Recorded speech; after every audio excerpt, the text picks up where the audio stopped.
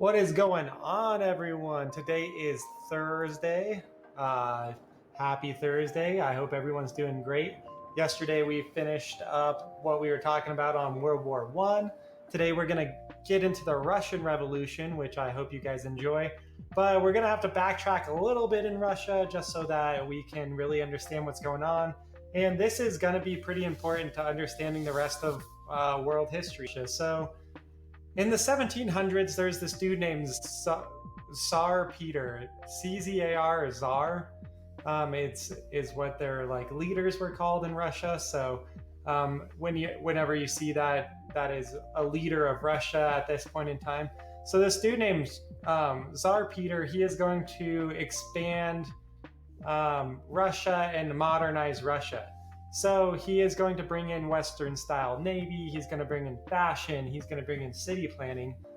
But in the 1800s, Russia is just going to fail to keep pace with the rapid change taking place in Western Europe. So remember, we're having the industrialization period, all of these factories being built, and Russia just can't keep up. Also, the Enlightenment really led to this new democratic reform in Russia or in Europe, and Russia just wasn't keeping up with that. Russia was going to still stay consistent as this absolute monarchy. We have this absolute monarchy in Russia. We have these czars. So people we're going to have some crazy czars like Alexander III. He's going to start having this secret police that actually monitors the people. He is going to censor media. He's going to have political prisoners be sent to Siberia, which is not the greatest place to be sent. Not only this, but the czars are going to organize these pogroms or violent attacks against ethnic minorities like Jews and the Polish people within Russia. Not a very great place to live.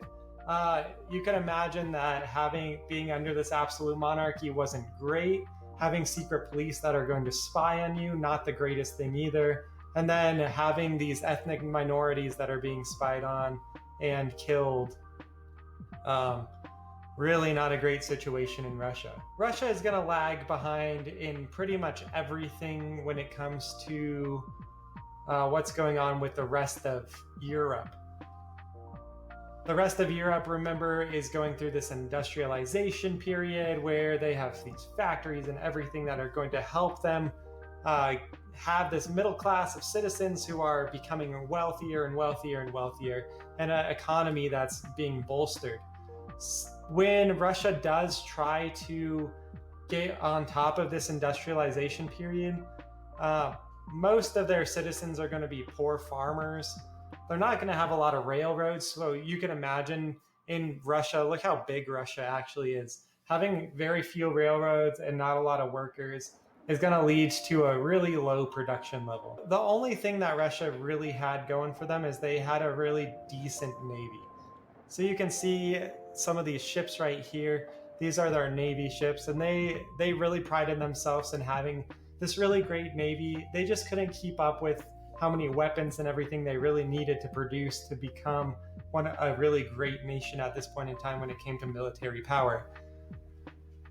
Russia's next mistake is going to be to attack Japan. Russia and Japan actually go to war over Korea and Manchuria. Tsar Nicholas II, he's going to come into power. It's going to be from 1904 to 1917. And in 1904, they're going to go to war with Japan, and it's going to be humiliating. They are going to get stomped by Japan. And after losing this, not very many people are happy with Tsar Nicholas at this point in time and not happy with his government. Here is a map of Japan and Russia, just to show you how close they are together, because I know Russia's a very big place. And there's Korea right there in the middle. 1905, Russia is going to have this huge debate outside of one of the Tsar's winter palaces. And they're going to demand better working conditions, especially after seeing that they lost to Japan. They're going to want a different democratic constitution, and they're trying to just get rid of Tsar Nicholas out of the equation here. This day in history, or this point in history, is actually going to be known as Bloody Sunday.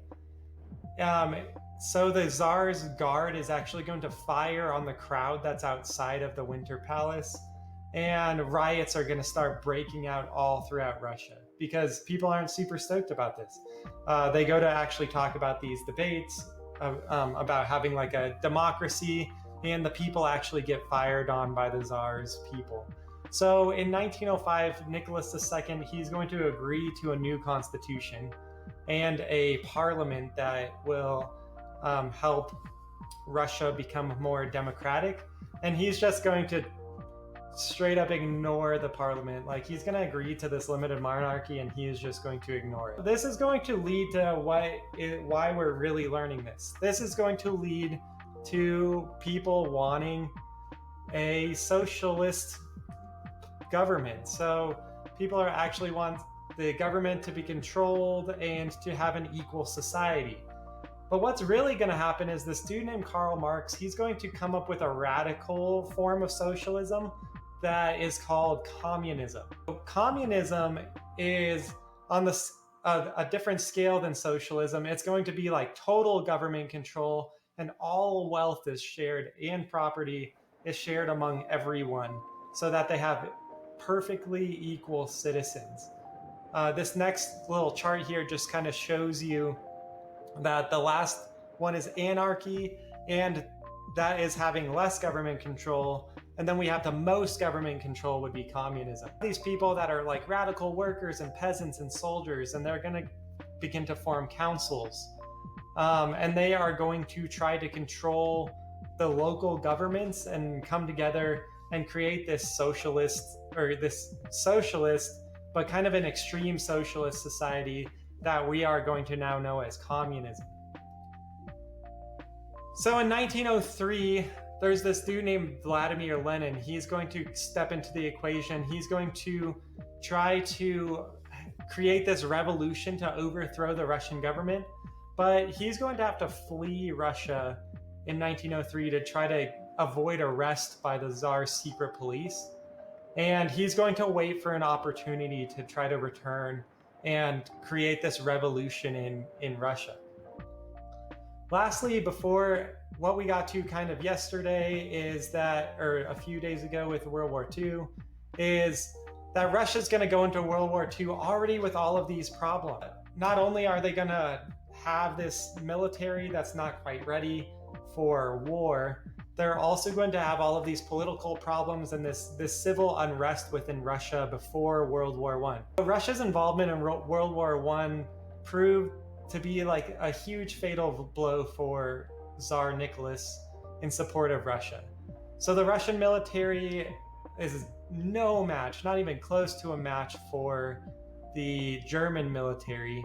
And Russia is going to have a huge amount of difficulty producing enough weapons, feeding its soldiers.